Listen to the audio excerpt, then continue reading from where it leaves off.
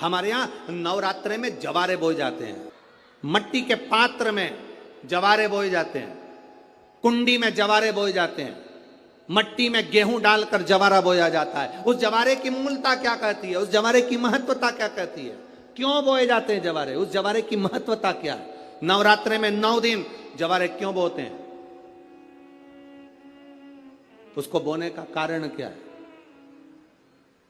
केवल कोई कहे कि हम ठाकुर जी को भजते हैं, भगवान कृष्ण को भजते हैं, कोई कहे हम तिरुपति बालाजी को, नारायण को भजते हैं, कोई कहता है कि हम हरि विठ्ठल को, पांडुरंगा को भजते हैं, हमारे यहाँ हम इनको भजते हैं तो जवारे नहीं बोते। ना ना, पुष्टि मार्गी है, ठाकुर जी की सेवा करने वाला है, उसके यहाँ भी ये 9 दिन जवारे बोए जाते हैं। रामानुज संप्रदाय से जुड़ा हुआ है, नारायण की पूजन कर रहा है, उसके घर में भी जवारे बोए जाते हैं। पांडुरंगा हरि विठ्ठल की उपासना कर रहा है, उसके घर में भी जवारे बोए जाते हैं। जवारे का महत्व हमारे यहाँ शास्त्र कहता है। क्या महत्व है उसका, क्या फल है उसका? महाराज, जब देवी माता ने दुर्गा भवानी को पंचायत में बुलाया गया, शिव पंचायत में मां दुर्गा बैठी हुई है, और शिव पंचायत में जब दुर्गा भवानी बैठी, उपद्रवियों ने उपद्रव मचाया, अहंकारियों ने अहंकार मचाया, असुरों ने, राक्षसों ने हाहाकार मचाना प्रारंभ करा। तब उस समय पर देवाधिदेव महादेव माता पार्वती को देखकर, दुर्गा भवानी को देखकर मुस्कुरा रहे थे। केवल शिव मुस्कुरा रहे हैं, पार्वती को देखकर, दुर्गा भवानी को देखकर, मां जगत जननी को देखकर केवल मुस्कुरा रहे हैं। तब देवता सूर्य नारायण ने भगवान शिव जी को देखकर हाथ जोड़कर प्रार्थना करी। भास्कर देव बोले, सूर्य नारायण बोले, बाबा मेरे मन के संशय को मिटा दीजिए। शिव जी ने पूछा क्या काम है, बोलो क्या चाहते हो? शंकर भगवान से सूर्य देव, भास्कर देव कहते हैं, प्रभु आपके मुस्कुराने का कारण क्या? भारत की भूमि पर जितनी जगह पर भी आप लोग कथा सुन रहे हो, आस्था चैनल पर, फेसबुक, यूट्यूब पर जितने लोग कथा सुन रहे हो, बड़े ध्यान से सुनना कि जवारे क्यों बोए जाते हैं, नवरात्रि में जवारे की महत्वता क्यों होती है, क्यों बोया जाता है, मिट्टी में गेहूं डालकर क्यों उत्पन्न किया जाता है, उसकी महत्वता क्या है? सूर्य नारायण पूछ रहे हैं भगवान देवाधिदेव महादेव से, आप दुर्गा भवानी को देखकर मुस्कुराए, आप हंसे हैं, आपके चेहरे पर प्रसन्नता आई है, कारण क्या? और महाराज देवाधिदेव महादेव ने कहा, यहां भगवान विष्णु, गणेश जी, भास्कर देव, आप सब बैठे हो। असुरों ने आक्रमण कर दिया, असुरों ने आक्रमण करा है, और वह असुर आक्रमण कर दिए हैं तो वो असुर प्रवेश कर रहे हैं, उपद्रव मचाकर, हाहाकार कर कर नष्ट करने वाले हैं इस पूरी पृथ्वी को। तो फिर उसको बचाएगा कौन, कैसे बचेगा? शिव जी ने कहा चिंता मत करो। दुर्गा ने अपने केश का स्मरण किया, एक केश को माता पार्वती जी ने अपने हाथों से छुआ, छूते ही एक कुंड में सुंदर जवारे उत्पन्न हुए हैं। जब तक वो जवारे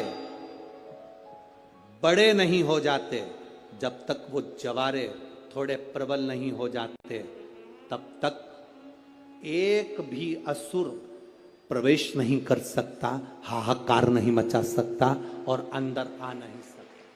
शिव महापुराण की कथा कहती है, जवारे जिसके यहाँ बोए जाते हैं, जवारे का, आप लोग कहते हैं कहीं पर देवी जी बैठी हैं, किसी के यहाँ मिट्टी की मूर्ति आई, 21 फीट की, 41 फीट की, 15 फीट की, 10 फीट की, 25 फीट की देवी जी की प्रतिमा स्थापना हुई।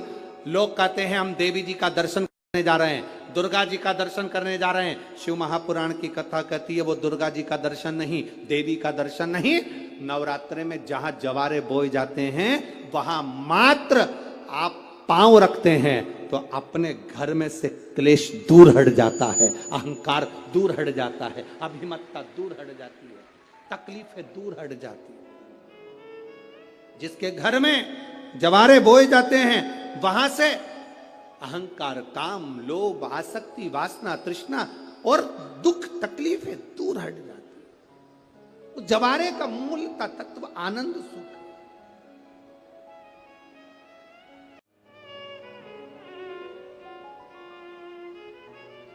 मेरी जीजियों, एक बात अपने जीवन में उतार कर रखना, कभी जिंदगी में अगर कभी ऐसा योग लगे, कभी तुम्हारे जीवन में कभी ऐसा लगे, कभी मौका लगे अपने जीवन में और तुम्हें लगे कि मेरे जीवन में दुख समाप्त ही नहीं हो रहा, मेरे दुख जा ही नहीं रहा, तो 5 बेलपत्र,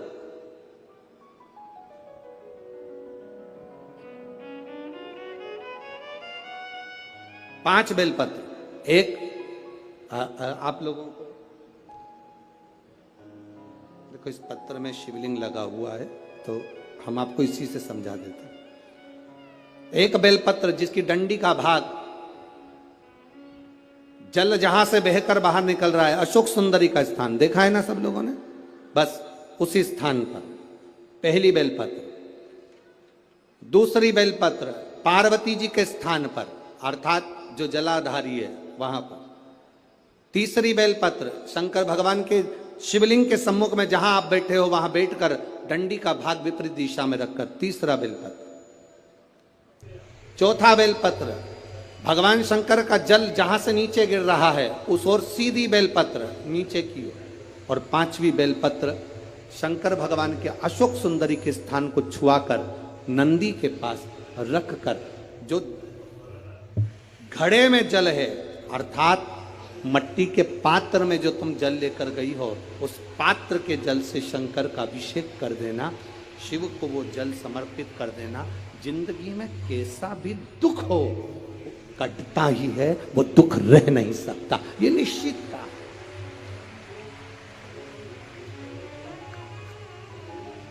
कभी कभी आप लोगों ने नागपुर में ऐसा दर्शन करा कि नहीं करा हमें नहीं मालूम, नागपुर की लीला तो हम नहीं जानते, पर हमारे उधर आज भी होता है। जब बैसाख का महीना आता है, ज्येष्ठा महीना आता है, गर्मी का समय आता है, तो शिव जी के ऊपर ऐसा ऐसा तिकोना लोहे का कुछ एंगल बनाकर उसके ऊपर मिट्टी का हंडा रख देते हैं। अब यहाँ नागपुर में आप लोगों ने दर्शन करे ना करे वो हमें नहीं मालूम, पर अभी तक चांदी का लगता था, अभी तक सोने का लगता, पीतल का लगता, तांबे का लगता, पर जैसे ही बैसाख का महीना आया, जैसे ही ज्येष्ठा महीना आया, वैसे ही मिट्टी का पात्र रख दिया जाता, उसमें से बूंद बूंद पानी शिव जी को समर्पित। करें दर्शन यहाँ पे, किसी ने करे यहाँ रखते हैं लोग, ठीक है। शिव तत्व की प्राप्ति के लिए भगवान देवादिदेव महादेव के आनंद सुख को प्राप्त करें।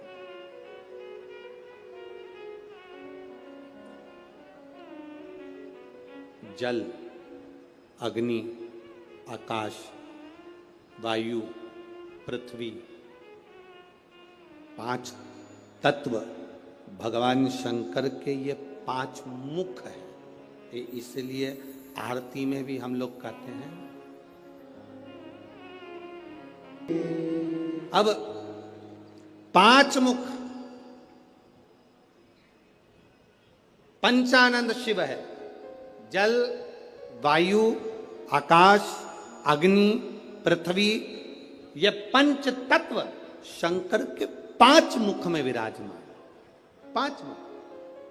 शिव की पंचायत में 5 देवता हैं। कितने देव हैं? 5।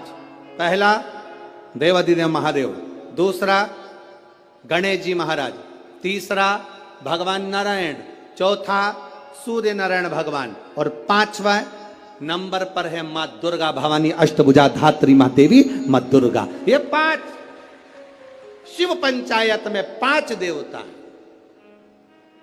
फिर से बोलिए, पंचायत में 5 देव कौन से होते हैं? पहला शिव जी, दूसरा गणेश जी, तीसरा भगवान विष्णु, चौथा भगवान सूर्य नारायण, और 5वें मां दुर्गा भवानी। ये 5 शंकर की पंचायत के देवता हैं। शिव पंचायत में ये 5 रहते हैं।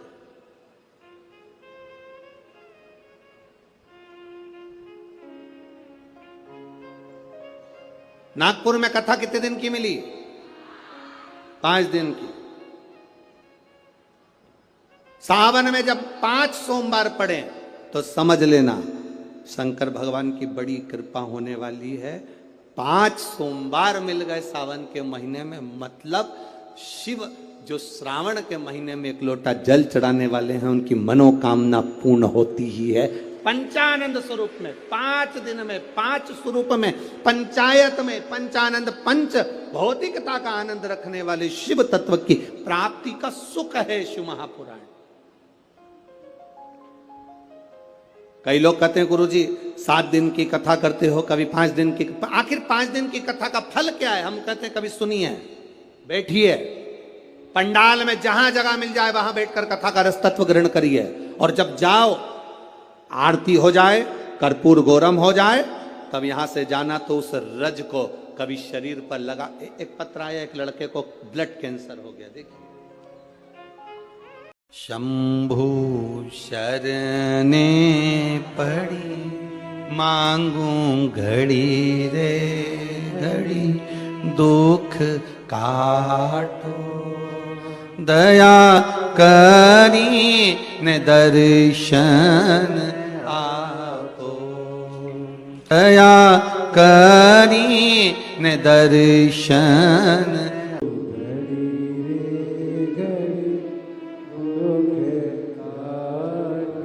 अब वो कैंसर वाला तो पत्र ढूंढना पड़ेगा, ये पत्र भी अच्छा है। मेरा नाम नसीजा शुभम विलास पटुआर, 27 साल की उम्र है, मुकाम पोस्ट तहसील बड़सा, जिला गढ़चिरौली, महाराष्ट्र राज्य। कहीं बैठे हो तो हाथ हिला सकती हैं, कहीं बैठे हो तो हाथ हिला सकती हैं, जहां कहीं बैठी हैं। गुरुदेव, मेरा लीवर और किडनी दोनों ही डैमेज हो गए थे। दोनों ने काम करना बंद कर दिया, पेट में पानी भरा गया। डॉक्टर को दिखाया तो डॉक्टर ने कहा इसका पानी नहीं निकाल सकते क्योंकि इनके शरीर में खून की भी कमी है और लीवर किडनी दोनों काम करना बंद कर दिया। गुरुदेव, खून चढ़ाते पानी बन जाता, अब करें तो करें क्या? डॉक्टर ने कहा इसका एक तरीका हो सकता है कि टॉयलेट द्वारा या लेट द्वारा इनका पूरा की पूरा पानी निकालना होगा। वो निकाला पर वापिस पानी जम गया। लीवर किडनी काम नहीं कर रहे थे। डॉक्टरों ने हाथ ऊंचे कर दिया। डॉक्टरों का कहना था इसका कोई इलाज नहीं है, आप किसी भी हॉस्पिटल में ले जाओ, बड़े से बड़े हॉस्पिटल में ले जाओ तो इनका किडनी लीवर का या तो बदला जाए तब कुछ काम करे, परंतु इनका कोई फल नहीं है। हम उनको घर ले आए गुरुदेव, किडनी लीवर काम नहीं कर रही। डॉक्टर ने कहा आप ले जाओ, पर मन नहीं माना। हमने दूसरे हॉस्पिटल में उनको भर्ती करा, वहां पर भी इलाज चालू हुआ पर आराम नहीं लगा क्योंकि किडनी लीवर दोनों बेकार हो चुके थे। तब किसी ने कहा कि शिवजी को जल चढ़ाओ, वो जल लाकर इनको पिलाओ और एक बेलपत्र इनके नजदीक में रखो। हमने वही करना प्रारंभ करा। देव आदिदेव महादेव को जल चढ़ाते, वो जल इनको आचमन कराते। बाबा का कृपा का मैं क्या वर्णन करूं गुरुदेव।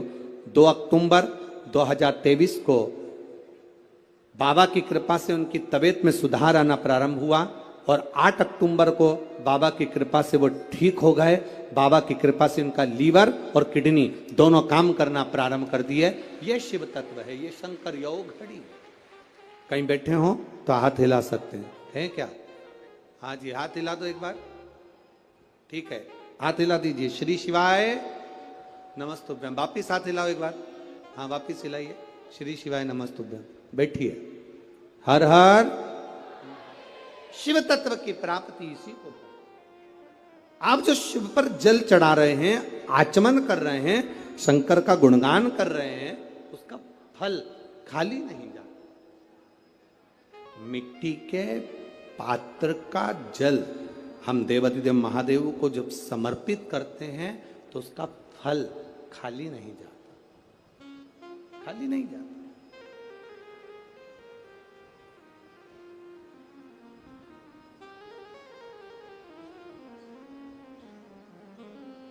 हरि शंभु शरणे पड़ी, मांगू घड़ी रे घड़ी, दुख काटो दया करीन दर्शन आपो।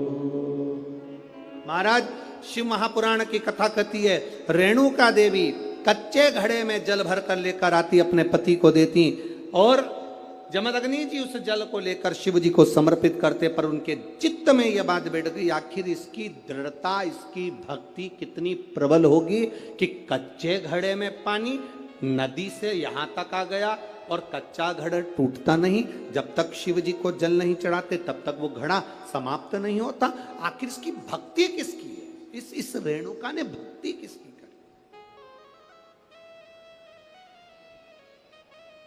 किसकी भक्ति है? ये रेणुका किसको भजती है? क्या देखा जमदग्नि जी ने कि आज रेणुका ने मट्टी का जो घड़ा बना रही है, जमदग्नि जी क्या देख रहे हैं कि मट्टी के घड़े को बनाकर पास में पार्थिव शिवलिंग का निर्माण कर रही है। एक शिवलिंग का निर्माण कर रही है, पार्थिव शिवलिंग।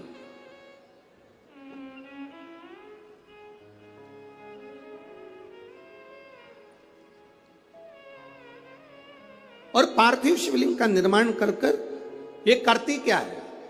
मट्टी का जो घड़ा बनाया, उस घड़े को पार्थिव शिवलिंग का पूजन कर कर उस घड़े को शंकर से स्पर्श करा देती है। शिवलिंग से स्पर्श करा रही, केवल छुआ रही है। थोड़ा ध्यान देना जरा कथा पर।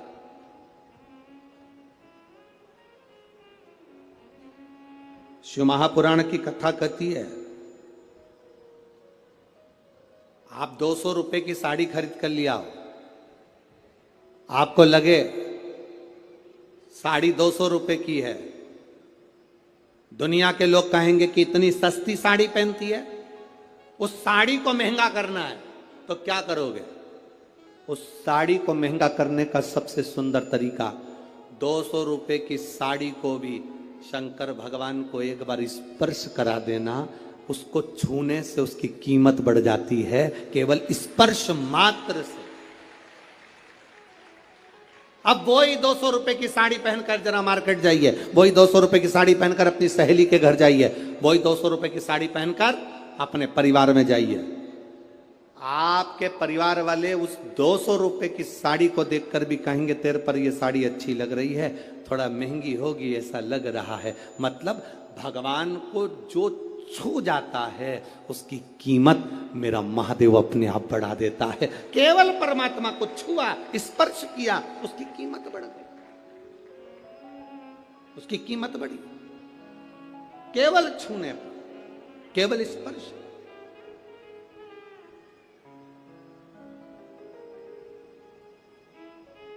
अरे भाई, शिव महापुराण की कथा कहती है, जैसे किसी के यहां कोई मर जाता है तो पूरे परिवार में सूतक लग जाती है। बोलो री जी जी सही है कि गलत है? अरे बोलो तो जम के। लगती है ना? परिवार में कोई मर गया, पूरे परिवार को सूतक लग जाती है। जैसे मरने की सूतक पूरे परिवार में लगती है, उसी तरह परिवार का एक व्यक्ति भी अगर शंकर की कथा सुनता है तो पूरे परिवार को पुण्य लग जाता है। पूरे परिवार, एक व्यक्ति भी अगर कथा श्रवण कर रहा है, परिवार का एक कोई मरता है तो पूरे परिवार में सूतक लगती है।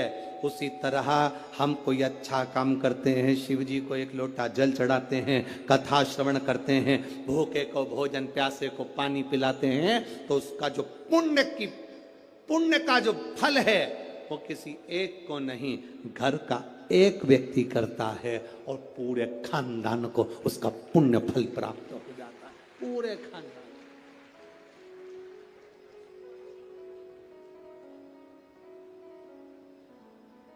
पूरे खानदान को उसका फल मिले। महाराज शिव कथा कर रही है।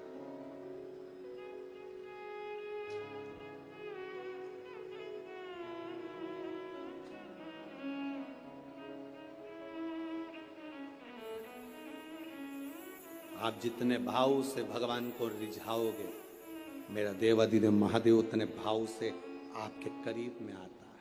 आपके करीब जितने स्नेह से आप रिझाने का प्रयास करोगे, जितने स्नेह से आप उसको पुकारने का प्रयास करोगे, उतने स्नेह से वो आपके करीब में आता है।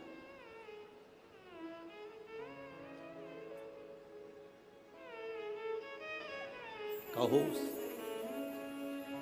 जमदग्नि जी ने देखा ये करती क्या, कच्चे घड़े में पानी कैसे ठहर सकता है,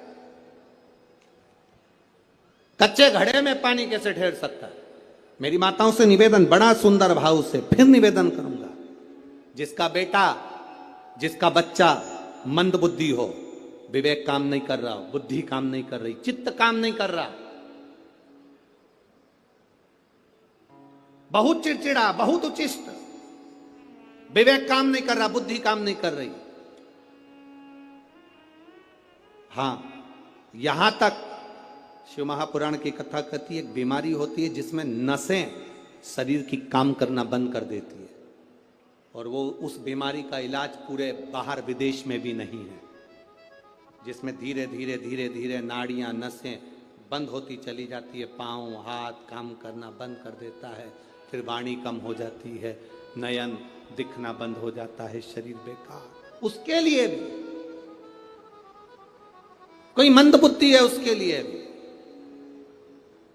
शिव महापुराण की कथा कहती है, हफ्ते 2 हफ्ते में कभी सोमवार के दिन, भले मट्टी का बर्तन तुम्हारे घर में नहीं हो, घर में कोरा सा दिया भी हो, कोरा दिया, दिया कोरा मतलब उसमें दीप ना लगा हो, मट्टी का नया दिया, उसमें अगर आपने थोड़ा पानी भरकर रख भी दिया और उसमें गलते गलते वो पानी ज़्यादा नहीं भी बचा, 2 बूंद भी बचा है, और वो 2 बूंद भी अशोक सुंदरी वाली जगह पर चढ़ा है, और वही पानी जिसकी विवेक, जिसकी बुद्धि, जो मंद बुद्धि कहा जाता है, उसको अगर बेलपत्री के साथ में वो जल की 2 बूंद भी उसको दी जाए तो वो विवेकवान बनता चले जाता, उसकी बुद्धि काम करना प्रारंभ करती।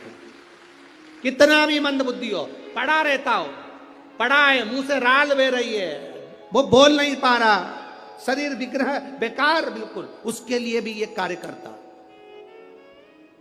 शिव पर चढ़ा हुआ मट्टी के पात्र का जल सुख प्रदान करता है, उसको समझने वाला समझ सकता है।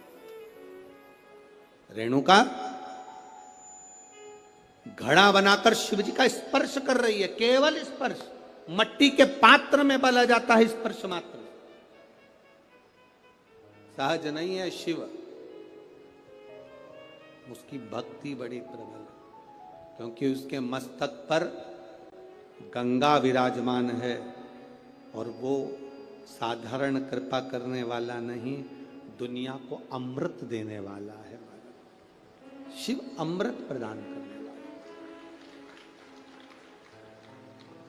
और कितनी सुंदर है मां तेरी नगरी,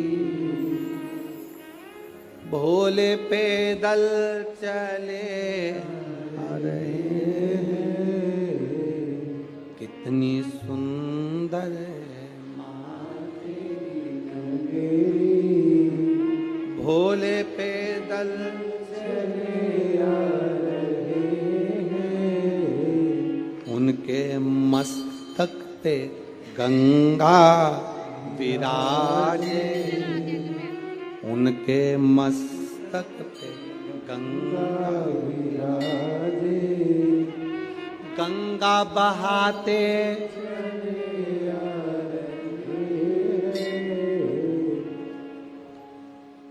उसके सिर पर गंगा, और वह गंगा की बौछार करता है, वो गंगा बरसा देता है। वो गंगा बहा देता है, वो शिव तत्व है।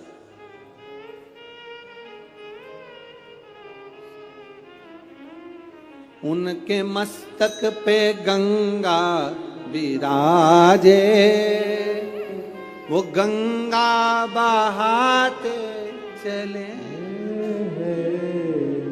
कितनी सुंदर है माँ तेरी नगरी, कितनी सुंदर है माँ तेरी नगरी।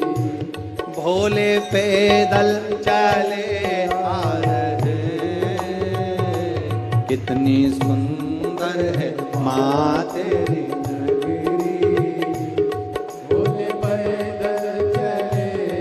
दोनों हाथों से बाहर वाले भी बड़े भावों के साथ। कितनी सुंदर है माँ तेरी नगरी, कितनी सुंदर है माँ तेरी नगरी। भोले पैदल चले आ रहे, भोले पैदल चले आ रहे।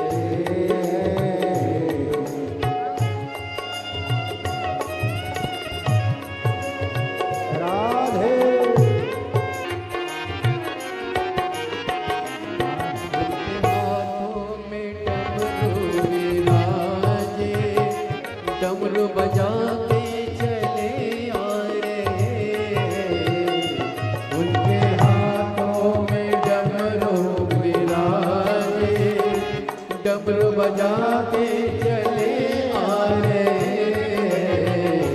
उनके अंगों में बागंबर छाला, उनके अंगों में बागंबर छाला। वो पहन कर चले आ रहे, उनके अंगों में बागंबर छाला। वो पहन कर चले आ रहे, कितनी सुंदर है माँ तेरी नगरी, कितनी सुंदर है माँ तेरी नगरी।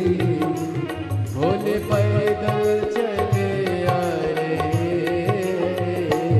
भोले पैदल चले आ रहे।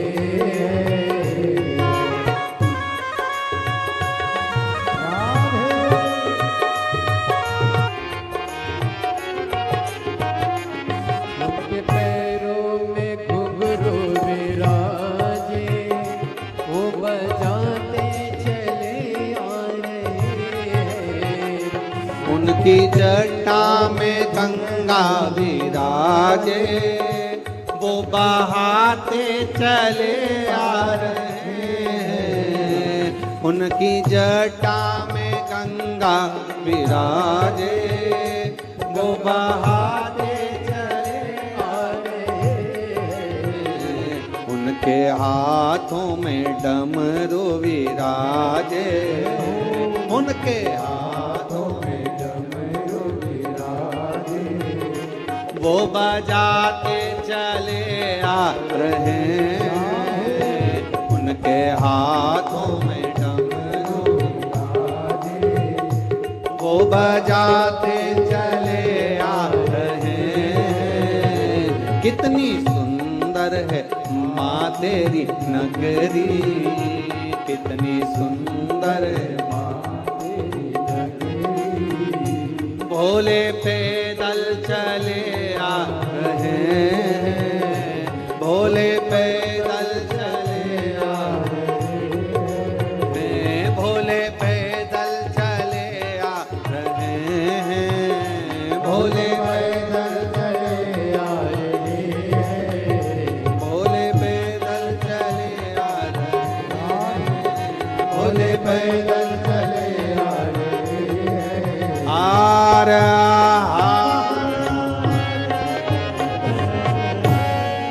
अपने स्थान पर बैठकर बाबा देवाधिदेव महादेव से अपने हृदय की बात बड़े भाव के साथ, जहां जगह मिले वहां बैठे, बड़े भाव के साथ विराजमान होकर बाबा से दिल से प्रार्थना करिए, भाव के साथ में बोलिए। श्री शिवाय नमस्तु। श्री शिवाय नमस्तु। श्री शिवाय नमस्तु। श्री शिवाय नमस्तु। श्री शिवाय नमस्तु। भोला सब दुख काटो ओ भोला सब दुख काटो। शिव शंकर जपो तेरी माला, भोले बाबा जपो तेरी माला। भोला सब दुख काटो ओ भोला सब दुख काटो। वैश्य मंगल मंगलकारी, वैश्य मंगल मंगलकारी। शमशान वासी हमारा, शमशान वासी हमारा। ओ भोला सब दुख काटो ओ भोला सब दुख काटो।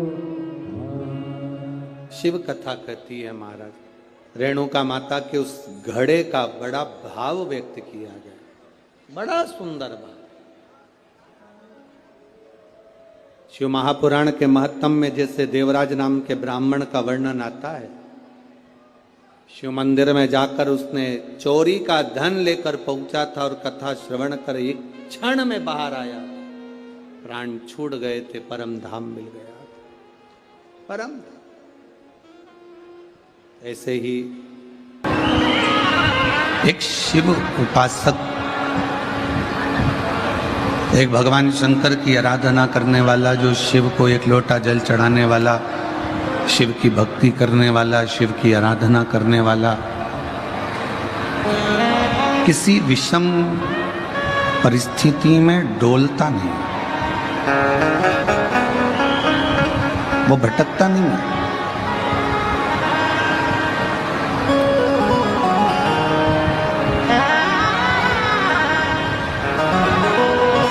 वो कहते हैं ना, जो महाकाल के पट्टे होते हैं, जो महाकाल के पट्टे होते हैं, वो सब इकट्ठे होते हैं।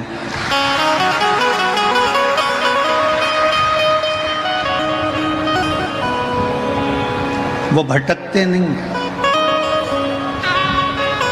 एकाग्रित होकर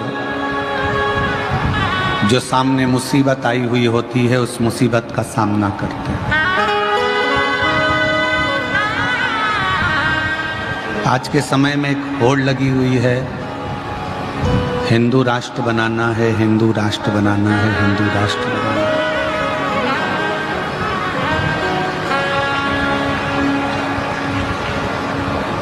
आज पूरे भारत में ये होड़ लगी है कि हिंदू राष्ट्र बनाना है, पर हिंदू राष्ट्र तुम्हारे चिल्लाने से बन जाएगा क्या? हिंदू राष्ट्र कब बनेगा? जब एक हिंदू पर तकलीफ आए और पूरा हिंदू एक हो जाए, तब समझना कि हिंदू राष्ट्र बन गया।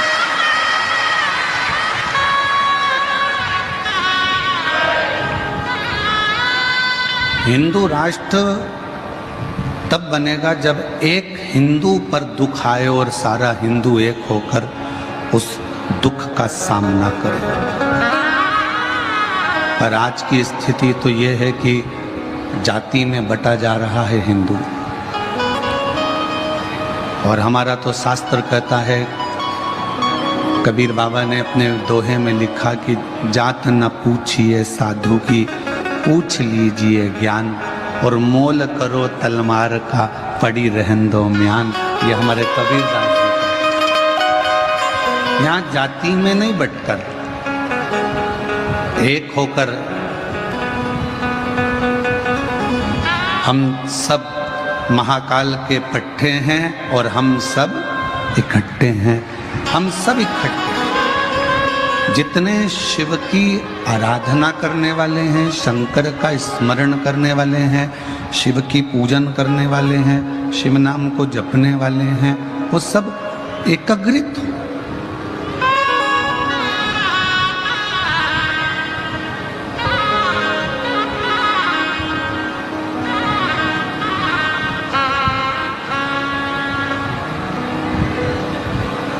कई माताएं कह देती हैं, गुरुजी आज का जमाना बड़ा बेकार है, लोग अपना मतलब निकालते हैं और मतलब रहता है तब बात करते हैं, मतलब रहता है तो काम निकाल लेते हैं और चले जाते हैं।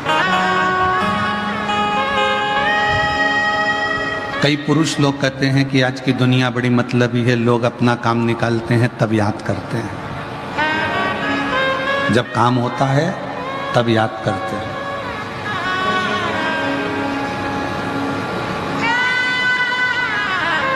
मेरे भाई,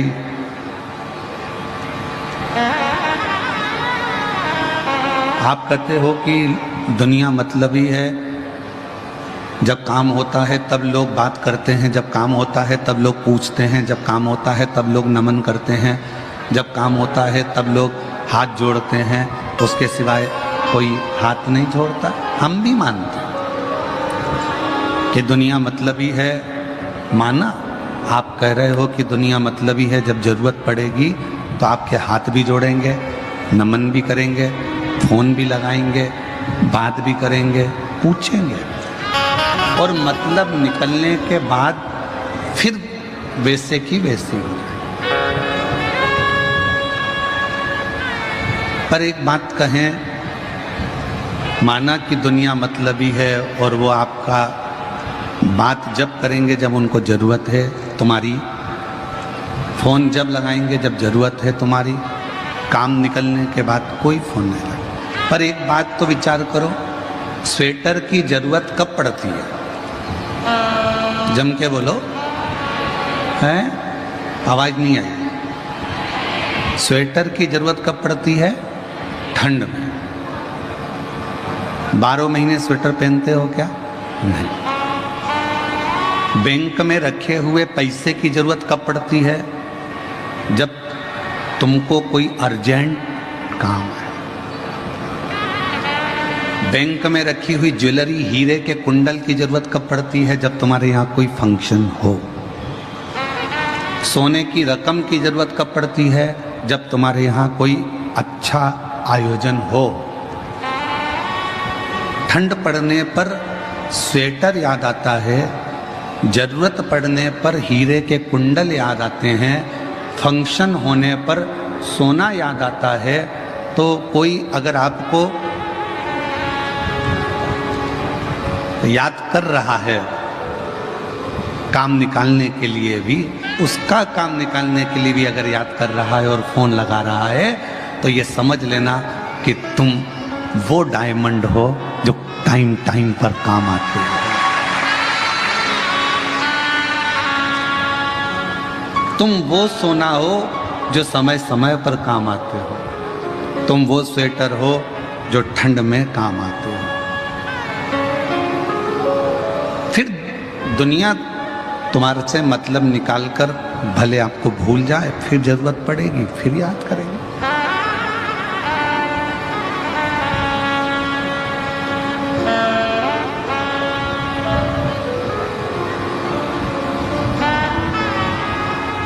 आप एक दूसरे के प्रति जब तक समर्पण का भाव नहीं रखोगे,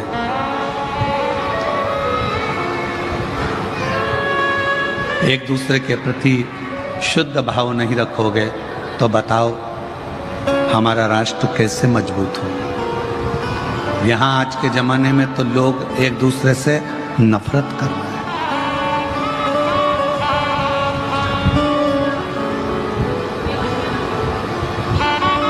एक दूसरे से नफरत करी जा रही है। संत संत से, मठाधीश मठाधीश से, पीठाधीश पीठाधीश से, महंत महंत से, ब्राह्मण ब्राह्मण से, साधु साधु से, वक्ता वक्ता से, कथाकार कथाकार से,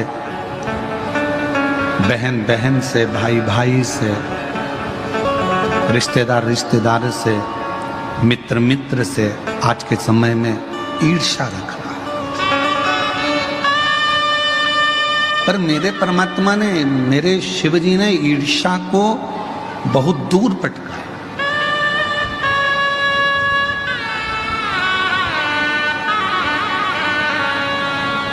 बेलपत्र का वृक्ष हमको ये सीख देता है कि उसमें कांटे भी होते हैं, उसमें फल भी होते हैं, उसमें फूल भी होते हैं, उसमें जड़ भी होती है और उसमें पत्ती भी होती है।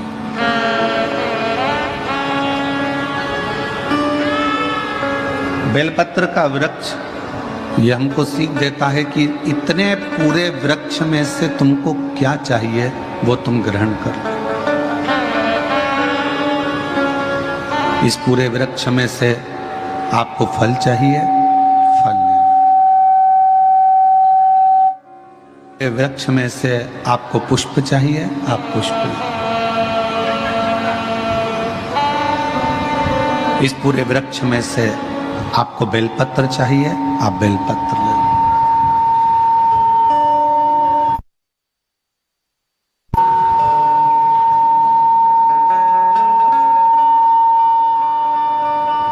इस वृक्ष में से आपको जो अच्छा लगे वो आप ले सकते हो। इस वृक्ष में से जो आपको अच्छा लगे वो आप प्राप्त कर सकते हो, ले सकते हो। अब जिसको बेलपत्री की जरूरत थी उसने बेलपत्री ली, जिसको बेल फल की जरूरत थी उसने बेल का फल लिया, जिसको बेल के फूल की जरूरत थी उसने बेल का फूल लिया, जिसको जिस चीज की जरूरत थी उसने वो चीज प्राप्त कर, उसको वो मिल गया।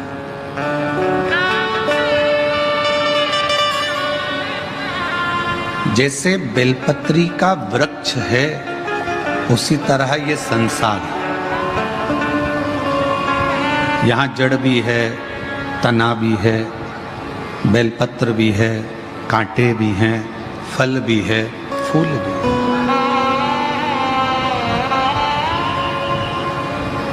बेलपत्र के वृक्ष के जैसे ये पूरा संसार सागर है। इस संसार सागर में जड़ जैसे लोग भी रहेंगे, संसार सागर में कांटे जैसे लोग भी रहेंगे, संसार सागर में फूल जैसे लोग भी रहेंगे, संसार सागर में बेलपत्र जैसे लोग भी रहेंगे, संसार सागर में फल की तरह भी लोग रहेंगे। अब ये आपको निश्चित करना है, जैसे शिव का भक्त केवल बेलपत्र तोड़ता है और लाकर शिव को समर्पित कर देता है, उसी तरह आप पर निर्भर करता है आप इस संसार सागर में से क्या ग्रहण करते हो, क्या लेते हो और क्या प्रदान।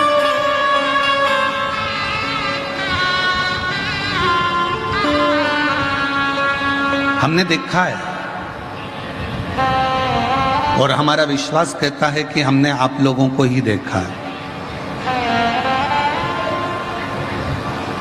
जब आपको देने का मन करता है तो आप अपना पर्स खोलते हो और कोई भिक्षुक, कोई भिखारी, कोई गरीबड़ा दिखता है, कोई भिक्षुक दिखता है, कोई भिखारी दिखता है, पर्स खोला, उसमें सिक्का नहीं मिलता। कई बार 1 का कॉइन, 2 का कॉइन नहीं मिलेगा, 5 का कॉइन नहीं मिलेगा, तो उसमें 500 का भी नोट होता है, 100 का भी नोट होता है, 200 का भी होता है, 100 का भी होता है, 50 का भी होता है, 10 का भी होता है, 20 का भी होता है।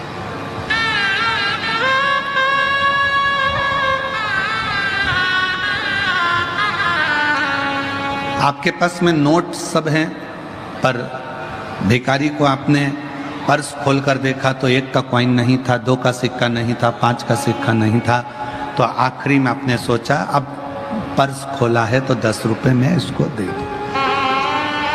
हमने आप लोगों को देखा है, तिलक लगाने वाला तिलक लगा रहा है, आपने अपना बैग खोला, आपके पास में खुला पैसा नहीं था तो आपने 10 रुपए 20 रुपए उसको दे दिए। देना थे आपको 5 रुपए, पर आपको देना पड़े 10 रुपए।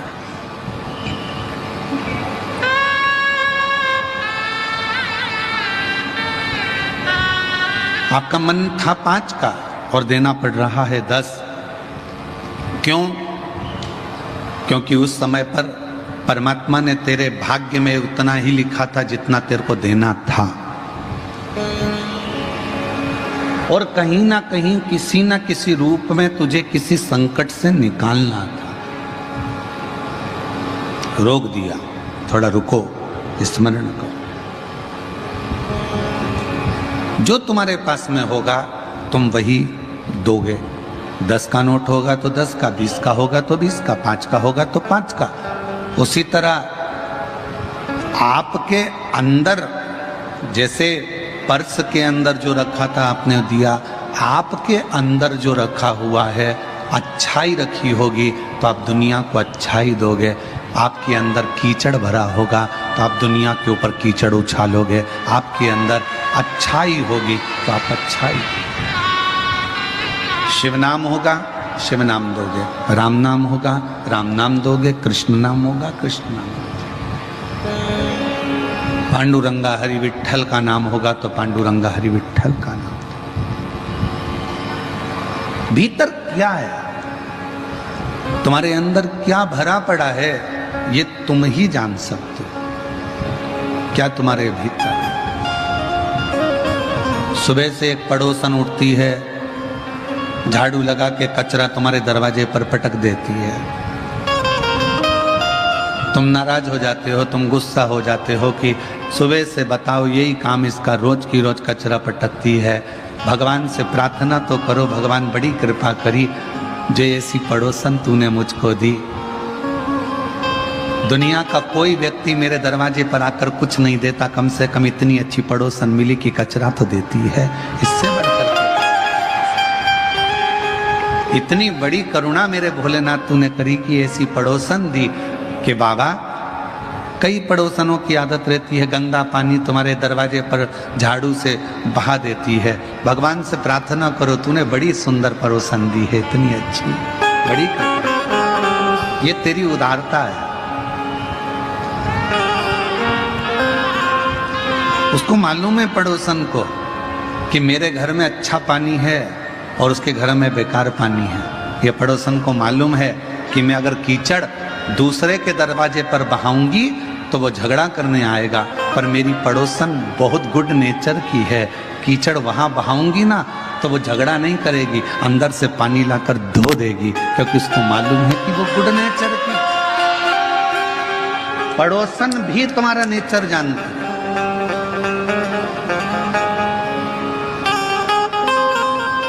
एक व्यक्ति रोज शिव जी के मंदिर में जाता और खोटा सिक्का भगवान के मंदिर में चढ़ा देता, रोज चढ़ाता। एक दिन शिष्य ने गुरुजी से कहा कि एक भक्त आता है और वो खोटा सिक्का मंदिर में चढ़ाता है, आज मैं उसको बहुत नाराज होऊंगा और उसका खोटा सिक्का उसको उठा के दे दूंगा। जो सिक्का चलता ही नहीं तो उसको मंदिर में चढ़ाने से मतलब क्या। खूब गुस्सा होऊंगा मैं आज उस पर और उसको मारूंगा अलग और उसका सिक्का उसी को दूंगा। गुरुजी ने कहा नहीं, उसका सिक्का उसको नहीं देना है, और वो खोटा सिक्का चढ़ा रहा है तो चढ़ान दे। गुरुजी क्यों? अपने काम का सिक्का नहीं है तो फिर चढ़ाने से मतलब क्या है? गुरुजी ने कहा उसको मालूम है जो सिक्का बाजार में नहीं चल सकता, जो सिक्का किसी मॉल में नहीं चल सकता, जो सिक्का किसी शॉपिंग मॉल में नहीं चल सकता, वो सिक्का मेरे काल अधिपति महाकाल के चरणों में चलता। उसको मालूम है कि ये कहीं नहीं चलेगा, यहां चल सकता है। और तुझे तो बड़ा गर्व होना चाहिए कि मेरा शिव, मेरा ओघड़दानी, मेरा त्रिकालदर्शी, मेरा कैलाशी अविनाशी खोटों को भी चला रहा है। किसकी सामर्थ्यता है जो खोटों को, फटों को, टूटों को सबको चला ले? मेरे शंकर के पास में कोई एक मुख वाला है, कोई 14 मुख वाला है, किसी की 1 आंख है, किसी की 10 आंख है, किसी की हजारों आंखें हैं, किसी के 10 हाथ है, किसी के पाँव नहीं है, किसी का हाथ नहीं है, किसी के वाणी नहीं है, किसी कोई देख सकता नहीं, कोई सुन सकता नहीं। ऐसे ऐसे शंकर के गण हैं शिव जी के पास में। जिसको कोई नहीं संभाला उसको शिव ने संभाला, जिसको किसी ने नहीं दिया उसको शिव ने दिया। एक चोर चोरी करने के लिए शिव जी के मंदिर में पहुंच जाता है और शंकर भगवान उसे कुबेर का राज्य दे देते हैं। जिस कुबेर की तुम दीपावली पर पूजन करते हो वो चोर है। चोरी करने शिव जी के मंदिर में गया, शंकर जी ने करुणा कर दी कि आज चोरी करने के लिए आया है और शिवरात्रि का दिन है, मेरे मंदिर में कोई दिया लगाने नहीं आया, तू अपने कपड़े में आग लगाकर चोरी का सामान देख रहा था, कोई बात नहीं, भले चोर है पर मेरे मंदिर में प्रकाश तो करा है, इसलिए मैं तेरी जिंदगी में प्रकाश करता हूं, तुझे कुबेर का सिंहासन दे दिया। उसको कुबेर का राज्य दे दिया। वो लंका का राजा रावण, उसके पिताजी विश्रवा जी पूजन कराने बैठे और मन के अंदर थोड़ा सा लोभ जागृत हो गया और सोने की लंका मांग ली, दे दिया। भस्मासुर ने कंकड़ मांग लिया, दे दिया।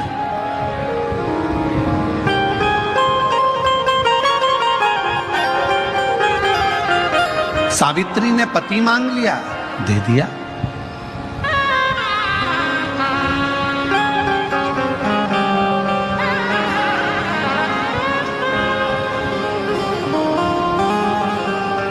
कोई ऐसा नहीं जिसको मेरे महाकाल ने दिया नहीं, कोई ऐसा नहीं जिसको मेरे महाकाल ने दिया नहीं, और कोई संसार में ऐसा नहीं जिसकी जिंदगी में मेरे महाकाल ने खुशियां दी नहीं। सबको दी, संपूर्ण विश्व को।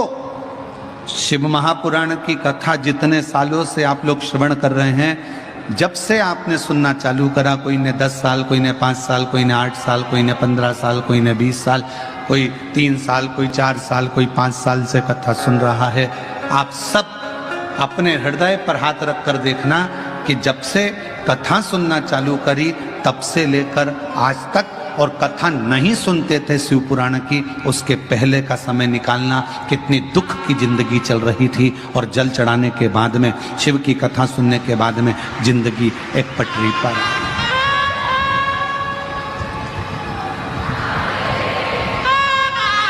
जीवन एक पटरी पर आ गया, सही ट्रैक पर रेल चल दी।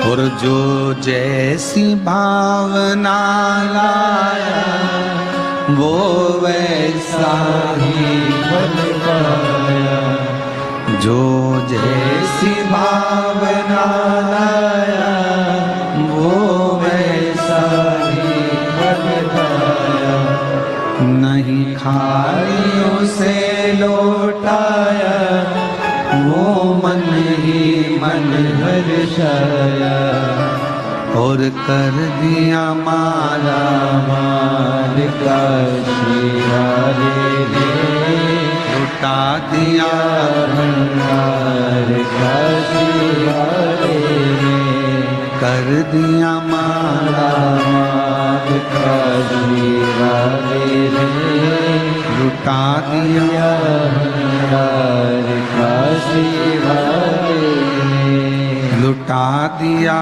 भंडार का शिवारे रे, कर दिया माला माल का शिवारे रे। शिव की भक्ति एक अखंड शक्ति है।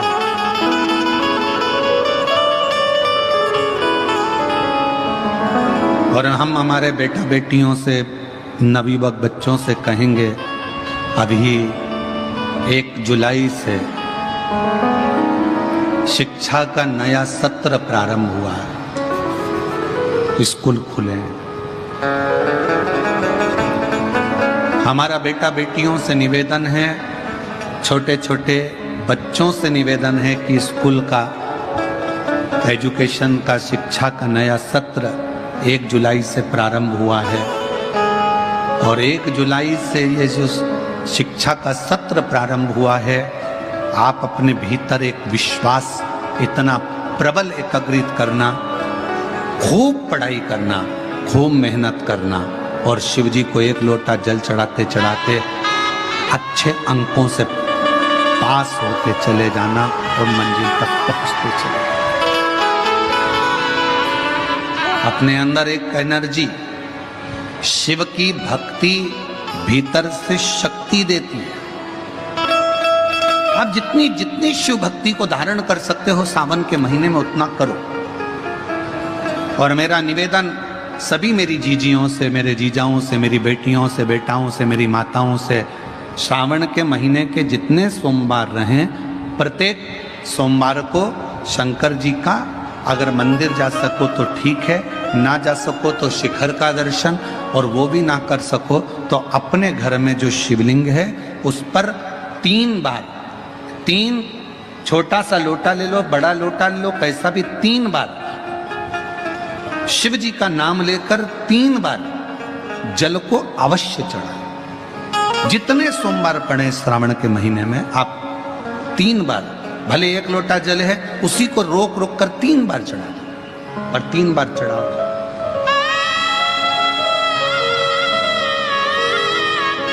जैसे शिव मंदिर में 3 ताली का नियम है, सावन महीने में 3 लोटा अर्थात 2 लोटा जल पर रुककर 3 बार अगर जल चढ़ाया जाता है तो ब्रह्मा, विष्णु और महेश उस जल को स्वीकार कर कर तेरे घर का भंडार भर दे। 3 बार जल अवश्य। त्रिगुणाकार, त्रिनेत्रधारी, त्रिशूलधारी, त्रिपुंडधारी मेरे भगवान त्रिलोकी के नाथ के लिए सावन के महीने में 3 बार जल चढ़ाया हुआ हमारे को 3 लोक का राज्य प्रदान कर देता है।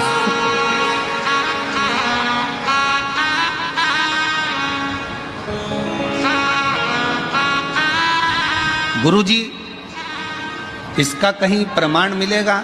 क्यों नहीं मिलेगा? सुशीला की कथा का स्मरण करिएगा। सुदामा जी, ब्राह्मण सुदामा जी भगवान की अविरल भक्ति में डूबे रहते थे। सुशीला सुदामा जी की धर्म पत्नी भगवान की शिव की भक्ति में डूबी रहती थी, शिव की आराधना।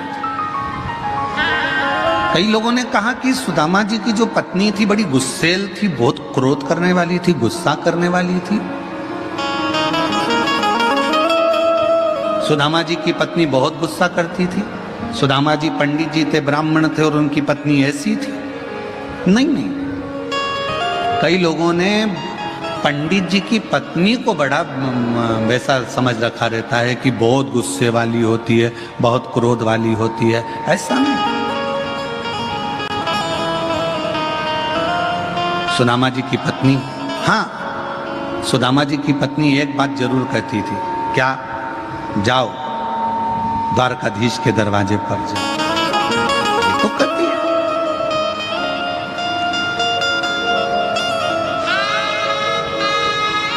तुम कहते हो कि तुम्हारा मित्र है सुदामा जी, आप कहते हो आपके मित्र हैं कृष्ण, तो आप जाओ उनसे जाकर अपने मन की दशा को। तो सुदामा जी की पत्नी कोई बुरा तो नहीं कर रही है अगर द्वारकाधीश के पास भेज रही है तो? तुम सबसे तो अच्छी है सुदामा जी की पत्नी। तुम तो अपने पति से रोज सुबह से उठते से कहती है जाओ दूध की थैली ले आओ, जाओ सब्जी ले आओ, जाओ ब्रेड का पैकेट ले आओ, जाओ ये सामान ले आओ। तो सुदामा जी की पत्नी तो तुमसे भी अच्छी है, कम से कम सुबह से उठकर ये तो कहती है कि द्वारकाधीश के दरवाजे पर जाओ, भगवान की चौखट पर जाओ, भगवान के दरवाजे पर जाओ।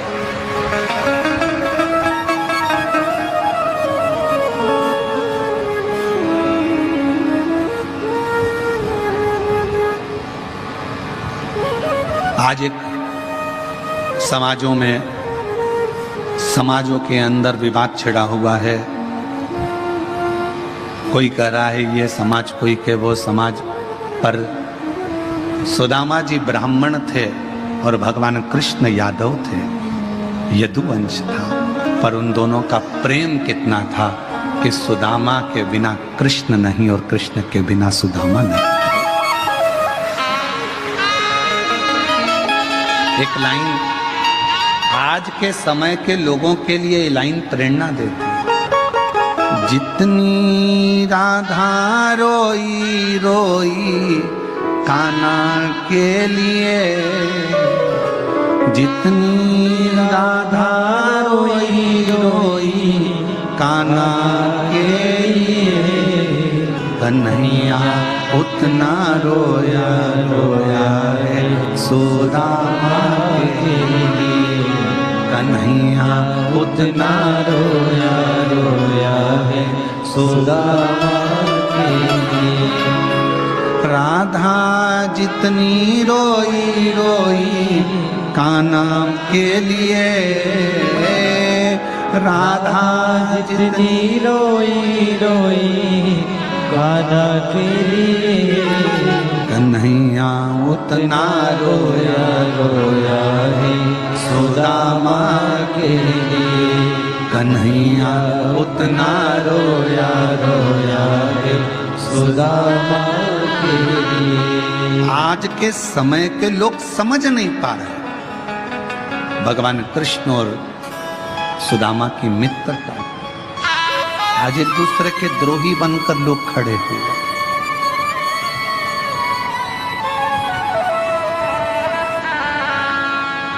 द्रोही बना दिया आज के जमाने में। हम इस पक्ष के, हम इस पक्ष के, और आपस में झगड़ा कराया जा रहा है। रोज टीवी खोलो तो डिबेट चालू है। उस डिबेट में कोई इसको गलत कह रहा है, कोई उसको गलत कह रहा है। हम तो निवेदन करेंगे इन डिबेट के चक्कर में ना पड़ते हुए शिव के चक्कर में पड़ जाओ, भगवान के हो जाओ, भगवान की भक्ति में। क्या दिमाग खराब कर, सुबह से शाम तक वो इनको कुछ कहेगा, वो उनको कुछ कहेगा, आपस में झगड़ा होता रहेगा, आपस में लड़ाइयाँ होती रहेंगी और समाजें टूटती रहेंगी। ठीक नहीं?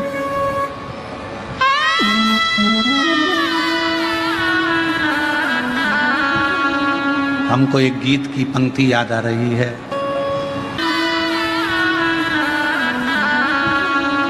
हमको एक गीत की पंक्ति याद आ रही है। ज्योत से ज्योत जलाते चलो,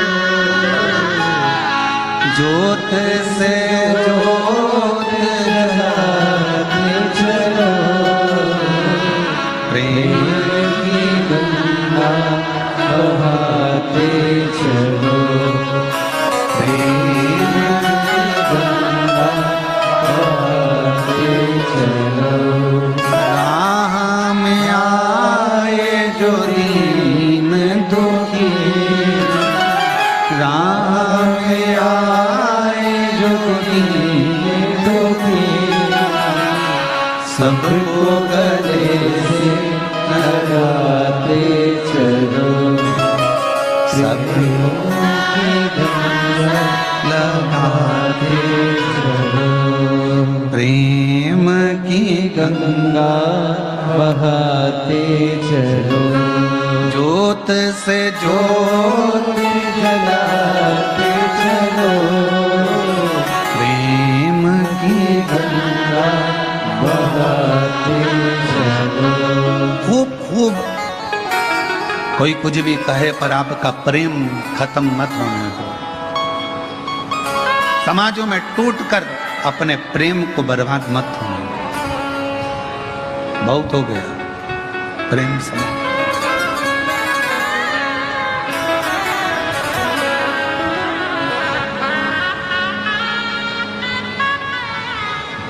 आपको मालूम है अंग्रेज जब भारत में आए थे ना, तो अपने साथ एक भी लड़ने के लिए सैनिक नहीं लाए। एक भी सैनिक अंग्रेज अपने साथ युद्ध करने के लिए भारत को शासन करने के लिए लेकर नहीं आए। भारत पर राज्य अंग्रेजों ने कैसे करा? जब एक बार अंग्रेज आया और एक किसान के खेत में एक घोड़ा अंदर घुस गया, गाय अंदर घुस गई और उसका फसल खा रहा था। पास वाले किसान से कहा, भाई वो देखो पड़ोसी के खेत में गाय पूरी फसल खराब कर रही है, घोड़ा पूरी फसल खराब कर रहा है। तो पास का खेत वाला बोला मुझे क्या करना, वो तो दूसरे का, मुझे क्या करना, वो तो दूसरे का।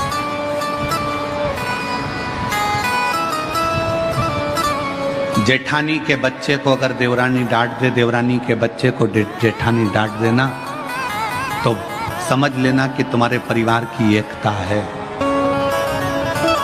एक शब्द उसने कहा, एक शब्द इसने कहा और आपस में एक दूसरे के भीतर तकरार नहीं है, तो समझ लेना कि परिवार में एकता है। दुनिया राज्य करती है कब? जब आपस में फूट डालती है। अंग्रेज ने कहा कि पड़ोसी के खेत को गाय खराब कर रही है, घोड़ा खराब कर रहा है, तुम कुछ, वो तो पड़ोसी का है, मेरा थोड़ी ना है। और जब यही सोचकर अंग्रेजों ने बस सैनिक लेकर नहीं आए, इन सबको अपना बनाते चले गए और अपने पड़ोस के क्षेत्र पर कब्जा करते चले गए, वहां के लोगों को मिलाते चले गए और धीरे धीरे भारत पर शासन किया। सावधान, घर में अगर 10 सदस्य रह रहे हो, परिवार का मतलब होता है परवाह करने वाला व्यक्ति। परिवार का मतलब यह नहीं कि केवल मेरी बहू, मेरा बेटा, मेरा बच्चा, मेरा पति, मेरा देवर, मेरा जेठ, मेरा ये, मेरा वो, ना। परिवार का मतलब होता है अपने परिवार के अंदर जितने सदस्य रह रहे हैं, जितने सदस्य चार दीवारी के अंदर रह रहे हैं, वो सब परिवार के सदस्य हैं। और परिवार का मतलब है परवाह करने वाले होना चाहिए। अगर परवाह करने वाले नहीं तो उस परिवार का कोई मतलब नहीं। दुख परिवार के एक सदस्य पर आया है तो सारा परिवार उस दुख को झेलने वाला होना चाहिए। सुख एक पर आया है, पूरे परिवार में खुशी होना चाहिए। आश्चर्य, लोग कहते हैं कि शिव पुराण में इतनी भीड़,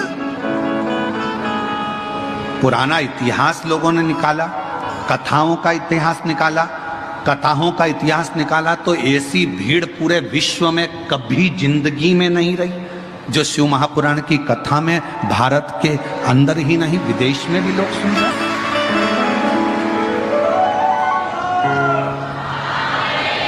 इतने बड़े बड़े पंडाल जिसमें लाखों लाखों भक्त अंदर भरा जाते हैं, एक पंडाल के अंदर 2 पंडाल, 3 पंडाल, 4 पंडाल, और बाहर ग्राउंड में भक्त। क्या दिया सियोर वाले महाराज ने तुमको? ना सियोर वाले महाराज ने कोई बबूती दी, ना बेल दी, ना कोई नारियल दिया, ना तुमको कोई बूटी दी, ना कोई तुमको औषधि दी। सियोर वाले महाराज ने तुमको कुछ नहीं दिया। सियोर वाले महाराज ने तो केवल एक ही चीज कही है, अपने पास के मंदिर में लोटा भर के जल चढ़ाओ और श्री शिवाय नमस्तुभ्यम बोलते जाओ, सारा दुख कटता चला। तुम अपने गांव से आते हो, 200-500 रुपए तुम्हारे खर्च होते हैं, डीजल के, पेट्रोल के, आने के, खाने के, आने जाने में कितना खर्चा होता है ये तुम जानते हो। कपड़े गीले हो रहे हैं, नीचे कीचड़ है, बैठने की जगह नहीं है, कई जगह गंदगी पड़ी है, उस पर पन्नी बिछा कर बैठे रहते हो, बच्चे साथ, परिवार साथ, पति साथ, रिश्ते साथ। किसके लिए आए हो? तुम सियोर वाले महाराज के लिए नहीं, उस ओघड़दानी के लिए आए हो, शिव के लिए, उस ओघड़दानी। अब क्या दिया? दुनिया के लोग कहते हैं इतनी भीड़ कहां से आ रही है, समझ नहीं आता। ये शिव भक्तों को हमने एकत्रित नहीं करा। किसी के दरवाजे पर जाकर एक चावल का दाना, ये आप पूछिए विशाल जी संचेती जी से, इन्होंने किसी के यहाँ जाके पत्रिका दी क्या? विशाल संचेती जी से पूछिए किसी को इन्होंने निमंत्रण दिया क्या? नहीं। अगर बैनर भी लगे हैं, पोस्टर भी लगे हैं, तो केवल बेजापुर में लगे हैं। बाकी के सारी दुनिया के लोग इस पवित्र कथा का लाभ लेने के लिए आते हैं, शिव पर विश्वास करते हैं, भरोसा करें, शंकर पर भरोसा करें, शिव पर आश्रित होकर। कोई धन नहीं बांटा जा रहा, कोई संपदा बांटी नहीं जा रही, कोई दौलत नहीं दी जा रही है। और कितनी प्रतीक्षा आपकी, कितना संयम आपका। सुबह से जगह संभाल कर बैठती हो, 1 बजे कथा चालू होती है, जगह सुबह 9 बजे से संभालती, एक जगह बैठी रहती, एक जगह बैठी रहती। धीरे धीरे इंतजार करते करते कब 1 बज जाता है, 1:30 बजे सियोर वाला महाराज कथा करने आता है और 4 बजे कथा छूटने के बाद मन को इतनी शीतलता मिल जाती है, ऐसा लगता है मेरे कुबेर भंडारी ने भंडार लुटा दिया। क्या मिला, क्या दिया, क्या प्रदान किया? कुछ नहीं। पर आपका चढ़ाया गया 1 लोटा जल, आपकी सुनी हुई शिव महापुराण की कथा और आपका मुख से निकला श्री शिवाय नमस्तुभ्यम, इन पत्रों के ढेर, ये पत्रों के ढेर देखिए जरा।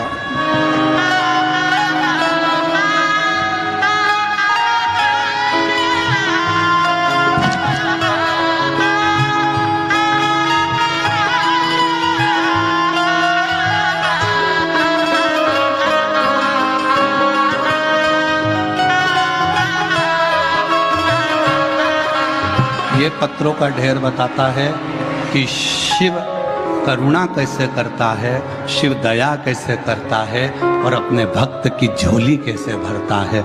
ये पत्रों का ढेर है।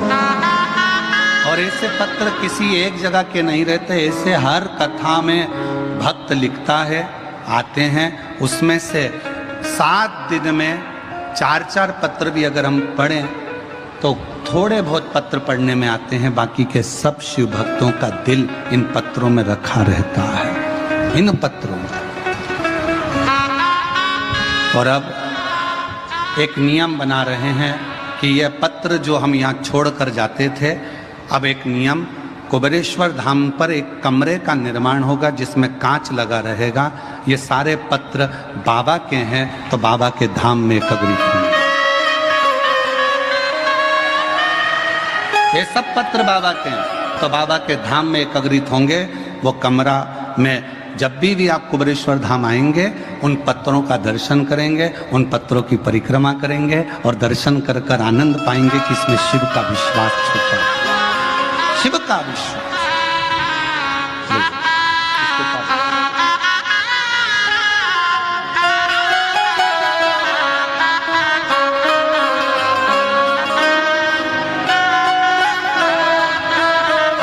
शिव पर आश्रित था और ये प्रेम है, केवल प्रेम और कुछ भी नहीं। ना कोई दिखावा है, ना कोई हम यहाँ कोई आडंबर है, ना कोई कुछ है। यहाँ तो केवल एक शिव की भक्ति है और कुछ भी। राह में आए जो दीन दुखी, राह में आए जो दीन दुखी, सबको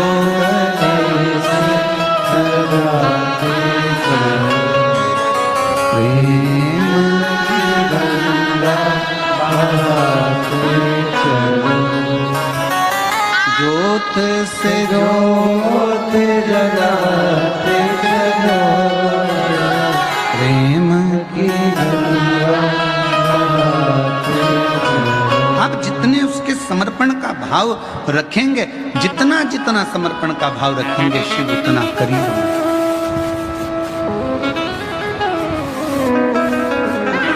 कहां से आते इतने शिव भक्त, कहां जाते इतने शिव भक्त?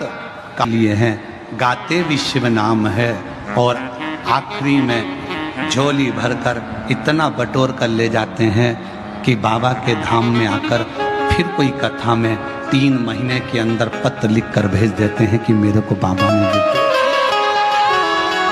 मुझे मेरे बाबा ने दिया, मेरे कोई दूसरा क्या दे। अब दुनिया के लोग सीख गए। अभी तक कहीं यहाँ आडंबर में जा रहे हैं, कहीं वहाँ जा रहे हैं, कोई कहता ये करो, कोई कहता वो करो, लाखों रुपए खर्च हो जाते पर होता जाता कुछ नहीं। किसी ने कहा यहाँ का दरवाजा बंद करो, कोई ने कहा वो दरवाजा चालू करो, सारा वास्तु दिखाया, सारा ये दिखाया, सारा वो दिखाया, पर आखिरी में सब कुछ कर कर देख लिया और फिर निवेदन है सब जगह से हार जाओ। आखिरी में फिर कुबेरेश्वर धाम कंकर शंकर की पूजन करने चले जाओ, वहां का रुद्राक्ष लो। फिर आखिरी बिंदु वही है।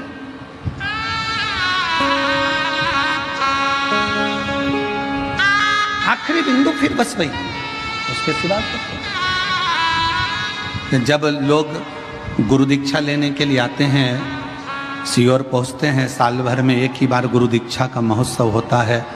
गुरु दीक्षा के लिए जब लोग पहुंचते हैं तो पूछते हैं कि हम वो गुरु जी करे थे, उनने ये दिया था, वो गुरु जी करे थे, उनने वो दिया था, आपने क्या दिया? हमारे यहाँ तो केवल एक ही चीज मिलती है, वो शिव का एक स्वरूप है रुद्राक्ष। वही रुद्राक्ष की माला कंठी दे दी जाती है, शिव नाम दे दिया जाता है, भगवान का भजन कर लिया जाता है। और इसमें कोई आडंबर नहीं, कोई दिखा, केवल शिव नाम शंकर को जपो, भजो, स्मरण करो, जितना कर सकते हो मंत्र जापो। और उसका फल ये पत्र में कहा,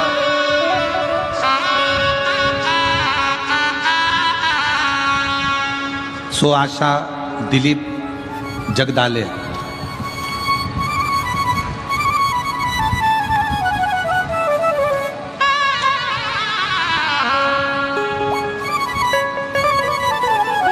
आशा दिलीप जगदाले, गांव क्षेत्र निवास, जिला अहिल्यानगर, महाराष्ट्र से हूँ। मैं बाबा का बखान शब्दों में नहीं कर सकती। मेरा बेटा नीट की तैयारी कई सालों से कर रहा था, असफलता हाथ लगती थी, दूसरे प्रयत्न में भी उसको यही लगा। आखिरी में मैंने अपने बेटे से कहा कि बेलपत्र पर शहद का उपाय कर, भोले बाबा की कृपा से तुझे मिलेगा जरूर। और बाबा की ऐसी कृपा हुई, मेरा बेटा शिव की कृपा से, शंकर की करुणा से कावड़ यात्रा का, सीहोर का स्मरण करा और आज बेटे ने नीट क्लियर कर लिया। गवर्नमेंट मेडिकल कॉलेज में नागपुर में चौथे ईयर का MBBS कर रहा है। मैं बाबा को यहाँ प्रणाम करने के लिए आई हूँ। गुरुदेव, सीहोर के रुद्राक्ष का मैं क्या महत्व बोलूं? मेरी सासू माँ 60 साल की हैं। फरवरी 2023 में उनको हार्ट अटैक आया था। डॉक्टर ने जब टेस्ट किया फिर बताया कि 80% ब्लॉकेज है, स्थिति गंभीर है और ऑपरेशन नहीं हो सकता, क्योंकि इनकी अवस्था ज़्यादा है, इनका कोई भरोसा नहीं। जानकर डॉक्टर ने बिना ऑपरेशन के उनको दवाई देकर भेजा। हम लोग घबरा गए, करें क्या? फिर हम वापिस कुबरेश्वर बाबा के धाम गए, वहाँ से रुद्राक्ष लिया और उसको पानी में गलाकर सासू जी को देना प्रारंभ करा। उसके 20 दिन बाद फिर जांच कराई, बाबा की कृपा से उनके सारे ब्लॉकेज खुल चुके थे और ऑपरेशन की जरूरत नहीं। कहीं बैठी हो तो आ सकती हैं। सो आशा दिलीप जगदाले। अब एक मंथन होता है ना जब समुद्र का, उसमें से माणिक मोती भी निकलते हैं, उसमें से औषधि भी निकलती है, उसमें से रतन भी निकलती है, उसमें से माँ लक्ष्मी भी निकलती है और उसमें से गौ माता भी निकलती है और विष भी निकलता है और अमृत भी निकलता है। अब ये आपके ऊपर निर्भर करता है कि आपको क्या प्राप्त करना है। और दुनिया के लोग केवल अमृत लेना चाहते हैं, विष कोई नहीं लेना चाहता। पर शिव महापुराण की कथा कहती है, जिसने दुनिया की ठोकर खाई है ना, एक दिन वही संसार में पूजाया। सारे देवताओं ने अमृत लिया, सारे देवताओं ने अमृत प्राप्त किया, पर विष कोई लेना नहीं चाहता, विष कोई प्राप्त नहीं करना चाहता। विष किसको अच्छा लगता है? किसी। पर जो भगवान का भक्त है वो विष मांग रहा। माता कुंती, जब भगवान द्वारकानाथ युद्ध समाप्त हो गया, पांडव विजय प्राप्त कर लिए, सिंहासन पर हस्तिनापुर के युधिष्ठिर बैठ गए, तब भगवान कृष्ण अपने रथ पर बैठकर जा रहे थे और माता कुंती ने उनको रोक लिया। हे कृष्ण, कहां जा रहे हो? हाँ, भगवान कृष्ण ने कहा बुआ जी अब मेरा कार्य पूर्ण हो गया, अब मुझे जाना हो। तुम्हें सिंहासन मिल गया, हस्तिनापुर का राज्य मिल गया, तुम सुखी हो गए, पूरा सुख तुम्हारे पास में आ गया। अब मुझे हस्तिनापुर छोड़ना पड़ेगा, तुम्हें छोड़कर जाना होगा। तो माता कुंती ने पूछा कृष्ण जब मैं दुखी थी, तकलीफ में थी, तब तू मेरे पास में था, और अब मुझे सुख आ गया तो मुझे छोड़कर जा रहा है। भगवान कृष्ण ने कहा कि हमारा तो काम ही यही है, दुनिया के लोगों को खुशी दे देते हैं, उसके बाद हम चले जाते हैं। तो माता कुंती ने कहा मुझे सुख नहीं चाहिए, मुझे वापस दुख दे दे, पर तू मेरे साथ में रह ले, इससे बढ़कर वो कुछ नहीं चाहिए, तू मेरे साथ रह।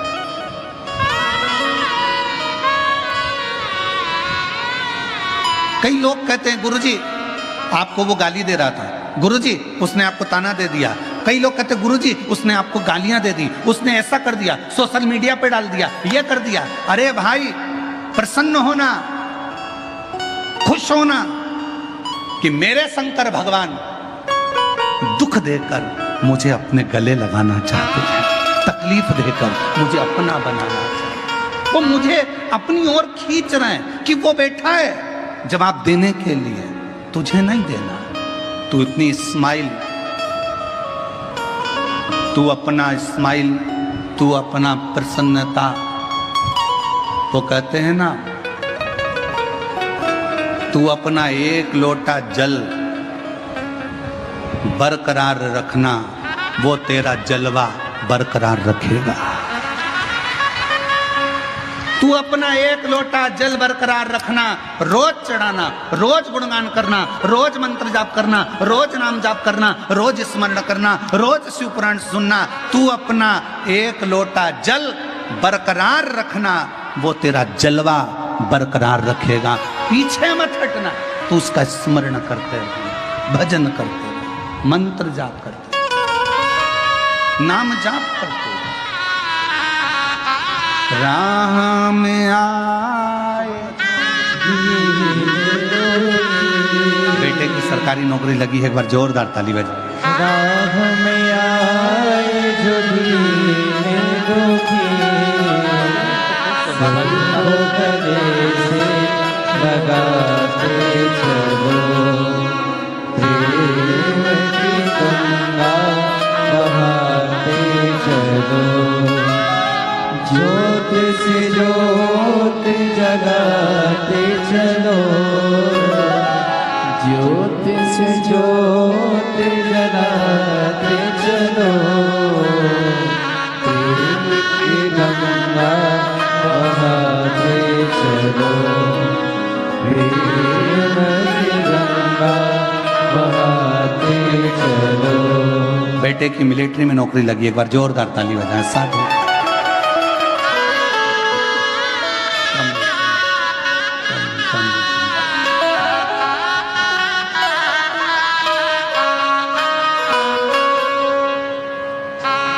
राह में आए जो दीन दुखी, राह में आए जो दीन दुखी, सबको गले से लगाते चलो, प्रेम की गंगा बहाते चलो। शिव शिव है, जल को बरकरार रखिएगा तो वो जलवा बरकरार रखेगा। शिव को तुम करीब रखिएगा तो वो तुम्हें अपने करीब रख लेगा। वो शिव है, शंकर है, वो घड़दानी है।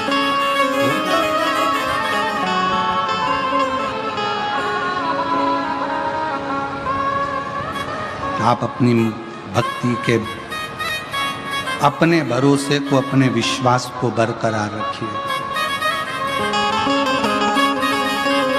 मंथन में से बहुत कुछ निकला है, बहुत कुछ।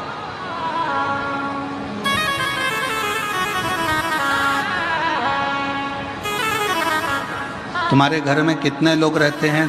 5, 10, 12, 15, सबका नेचर अलग है, सबका व्यवहार अलग है, सब अलग, सबका व्यवहार, सबका नेचर अलग। उसी तरह शिव के गण भी अलग अलग। शिवलोक में रहने वाले देव भी सब अपने अनुकूलता में अपने अपने भाव से रहते हैं।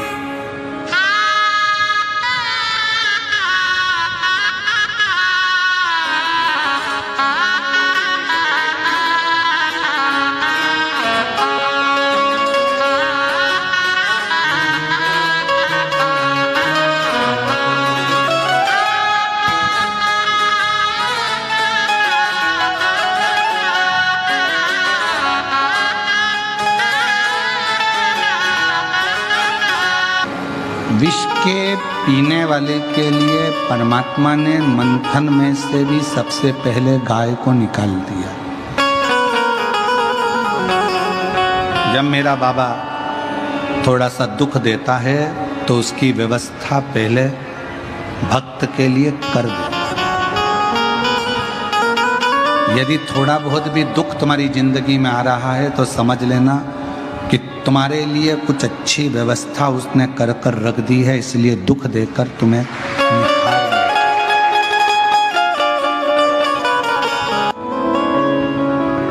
दुख आएगा उससे पहले वो व्यवस्था करेगा। माँ बच्चे को जन्म देती है, उसके पहले बच्चा जन्म लेता है, उसके पहले भगवान माँ के स्तन में दूध दे देता है। किसके लिए? बच्चे के।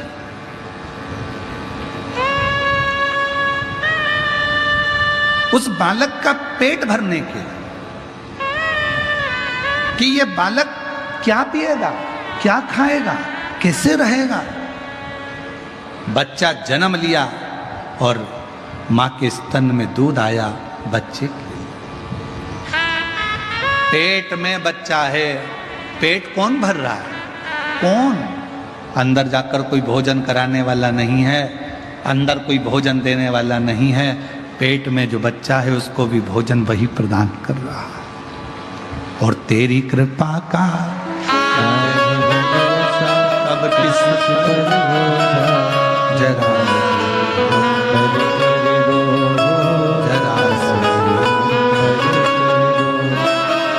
पापी हो चाहे जितना उसका भी बाबा उद्धार हुआ, उद्धार हुआ।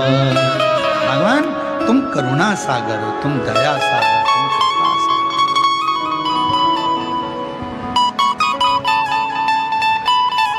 तेरे सिवाय कोई नहीं। बच्चा जन्म ले उसके पहले मां के स्तनों में दूध दे देता है, दुख आने से पहले शक्ति दे देता है, तकलीफ आने से पहले बल दे देता है, और जब समय आता है तो ऐसा चौका और छक्का लगाता है कि तुम्हारी दुकान क्या तुम्हारा भंडार भर देता। उसकी कृपा, उसकी करुणा, उसकी दया। बस उसको पहचान के नेत्र चाहिए। शिव की कोई निंदा करे सुनना नहीं, शंकर के लिए कोई कुछ बोले सुनना नहीं, शंकर के भक्त के लिए कोई कुछ बोले सुनना नहीं। कोई शंकर की आराधना करने वाला हो, कोई शिव की उपासना करने वाला, कोई शिव का भक्त हो, जिसको स्वयं शंकर जी ने कहीं मृत्यु लोक में जन्म दे दिया हो, कोई उसकी भी निंदा करे तो सुनना नहीं। जगत गुरु शंकराचार्य हो, चाहे कोई भगवत भजन शिव का करने वाला हो, उसकी निंदा कभी श्रवण ना करे, कभी कभी बन सके अच्छा करो, जवाब दे सकते हो तो दो, नहीं तो वहां से चल दो।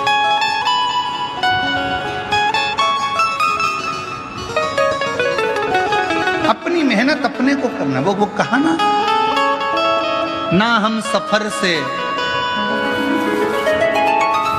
ना हम सफर से, ना हम नशी से निकलेगा, मेरे पैर का कांटा केवल मुझसे ही निकलेगा, दूसरा कोई नहीं। देवताओं के लिए अमृत था, देवताओं ने विष नहीं पिया, शिव जी के लिए गया विष का कटोरा भगवान शंकर के पास।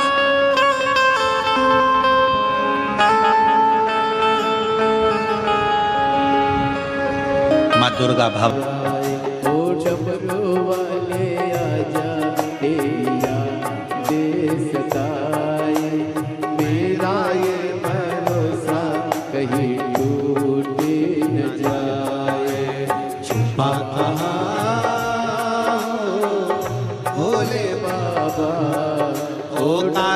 वाले आजा तेरी याद सताए। पानी जगत जननी अष्टभुजाधात्री भवानी माँ आद्य शक्ति माँ पार्वती में माँ गोरा में माँ दुर्गा में देख लिया विष आया और वो विष शिवजी पिएंगे। माँ जगदम्बा को शिव की चिंता नहीं, माँ जगदम्बा को संसार की चिंता नहीं, संसार की चिंता। क्यों? क्योंकि मां जगत जननी ने एक बार शंकर जी से पूछ लिया था कि यह पूरा ब्रह्मांड जिसकी आपने रचना ब्रह्मा जी से कराई है, यह ब्रह्मांड आपके शरीर में कहां पर विराजमान है? तो शंकर ने कह दिया था मृत्यु लोक में रहने वाले ये सारा ब्रह्मांड का जो मानव है, जलचर है, थलचर है, वायुचर है, पशु पक्षी जीव गंधर्व अप्सरा देव सब मेरे उदर में विराजमान है। पार्वती जी को चिंता लग गई, अगर शिवजी जहर पी गए, जहर गया पेट में, तो जितने भी संसार के लोग हैं वो अंदर ही मर जाएंगे। हलाहल विष पेट में पहुंचते से ही भगवान का ये पूरा ब्रह्मांड, ये पूरी पृथ्वी अंदर तड़प तड़प के मर जाएगी। चिंता लगी, चिंता व्यापी मां पार्वती जी को, और माता पार्वती जी को चिंता व्याप्ते से ही मां जगत जननी दुर्गा जी ने उसी समय पर, शिव तो पी रहे थे विष, पार्वती जी बैठ गई कंठ में, विष को नीचे नहीं उतरने दिया, नीला कंठ हो गया और शिव जी का नाम नीलकंठ महादेव।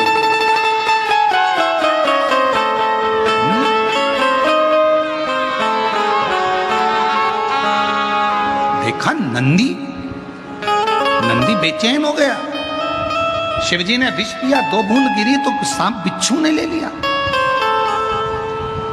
नंदी बेचैन।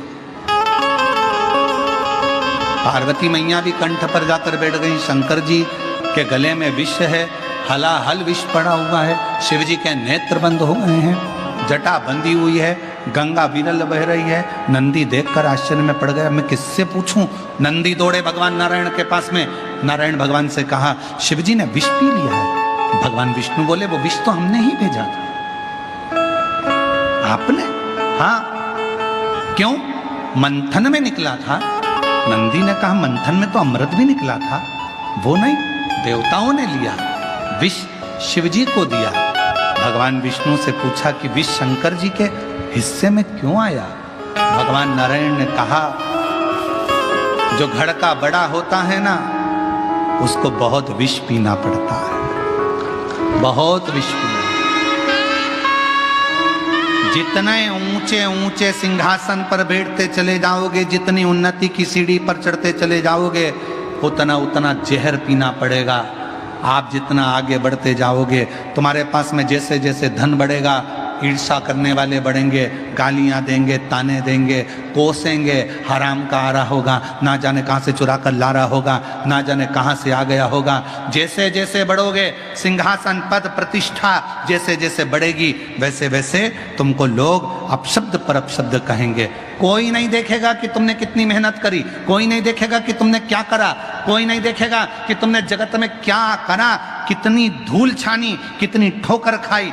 दुनिया के लोगों को उससे मतलब नहीं रहेगा, पर तुम्हारी प्रतिष्ठा, तुम्हारी सत्ता, तुम्हारी कुर्सी, तुम्हारा वैभव देखकर लोग तुम्हें अपशब्द कहेंगे। जो बड़ा होता चले जाता है, जो बड़ा होता है, घर का जो बड़ा होता है, उसको भी बहुत सहना पड़ता है,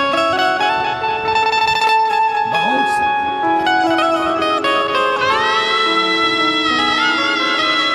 इसलिए मेरी जीजियों, हमेशा कथा में कहा है, आज फिर कहते हैं, बड़े मत बनना, घर में दो बहुएं होती हैं, एक बड़ी एक छोटी। बड़ी बहू थोड़ी सी भी गड़बड़ी करे तो सास चिल्ला कर दौड़ती, तू तो अकल थी ना, तू तो बड़ी थी ना, तू तो समझदार थी ना। और छोटी फुल एंजॉय, आनंद में। आग लगे बस्ती में, अपन रहो मस्ती में। अपने को क्या करना है ना, बड़ी जीजी संभालेगी, है ना बड़ी भाभी संभालेगी, है ना घर के बड़े संभालेंगे। अपन तो पार्टी भी हो तो सबसे पहले मेहंदी मेहंदी मंडा के,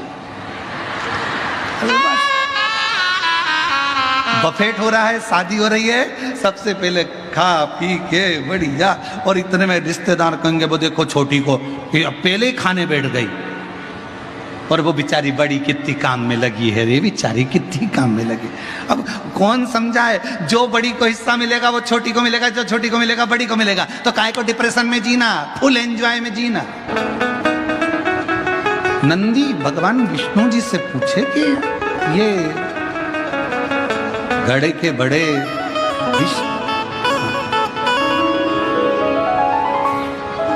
नंदी ब्रह्मा जी के पास में भी जाकर पूछे। फिर नंदी को लगा कि मेरे देव अधिदेव महादेव और मेरी माता विष को झेली हुई हैं। नंदी ने स्मरण किया जो बाल्य अवस्था में पार्वती जी ने अपने तप के जल से बेलपत्र का जो वृक्ष उत्पन्न किया था, नंदी ने उसी बेलपत्र को तोड़कर शिव जी के कंठ पर उस बेलपत्र को रख दिया। रखते से ही शिव जी ने अपने नेत्र खोल लिए। ऐसा बेलपत्र एक बेलपत्र भीतर के विष को भी समाप्त कर देता।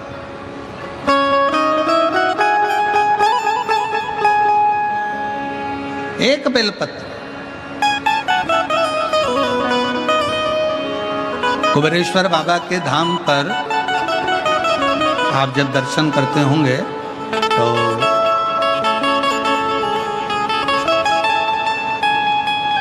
अंदर की ओर एक 11 पेड़ की बेलपत्र के वृक्ष की बगीची है। अभी उसका थोड़ा निर्माण आधिकाधिक चल रहा है। बड़े बड़े वृक्ष हैं 11।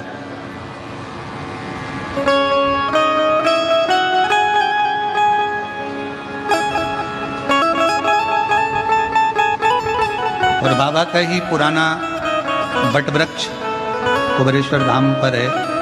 आप लोग उसके भी दर्शन करे होंगे।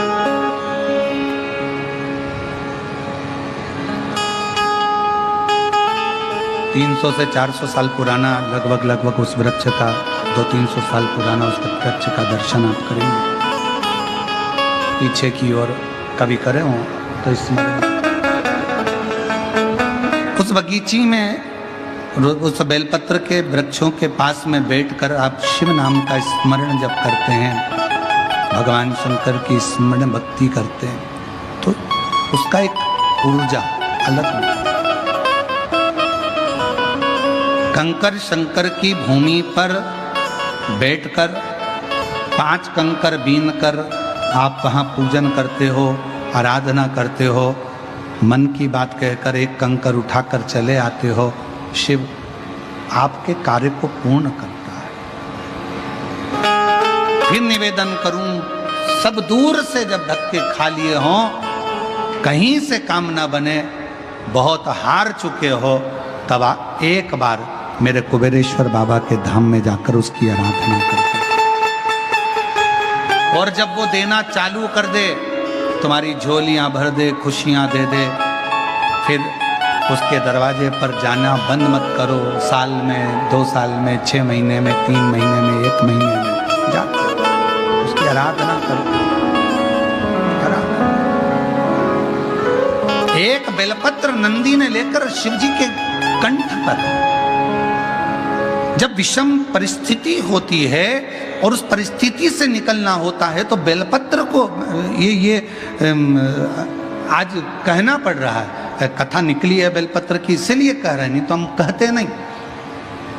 कई लोग कहते हैं गुरुजी आप कहते हो कि पूरी मेहनत करो, परिश्रम करो, पूरी मेहनत करने के बाद जब एग्जाम देने के लिए या किसी कंपटीशन एग्जाम में बैठ रहे हो तो एक बेलपत्र के बीच वाली पत्ती पर शहद लगाकर शिव को लगाकर फिर जाओ। ये शंकर के शिवलिंग पर लगाकर क्यों? क्योंकि ये संवाद कह रहा है कि पार्वती जी कंठ पर बैठी हैं, विष को नीचे नहीं उतरने दे रही हैं। नंदी ने एक बेलपत्र शिव के कंठ पर लगा दी। विषम परिस्थिति से निपटने के लिए शिव ने अपने नेत्र खोल अपने शिव तत्व की प्राप्ति, एक बेलपत्र का स्मरण, एक बेलपत्र की छांव हमारे जीवन का सुख प्रदान कर देती है।